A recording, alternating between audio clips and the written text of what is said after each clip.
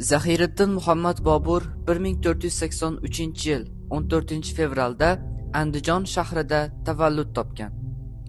U Temuriylar sulolasiga mansub bo'lib, Amir Temurning 5-avlodi hisoblanadi.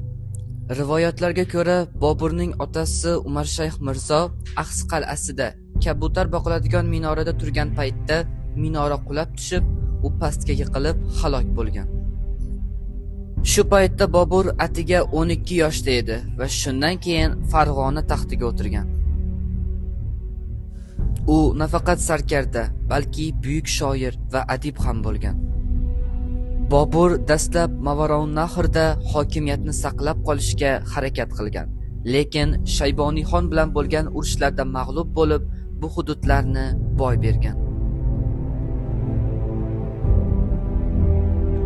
U Markaziy Osiyodan Hindistonga yurish qilib, Boburiylar imperiyasiga asos solgan. 1526-yilda Panipat jangida g'alaba qozonib, Hindistonda hokimiyatni qo'lga olgan. Bobur Boburnoma asari bilan jahon adabiyotida mashhur. U o'z asarlarini turkiy chig'atoy va fors tillarida yozgan. U tabiat, bog'dorchilik va san'atni juda sevgan. Hindistonda ko'plab bog'lar barpo ettirgan.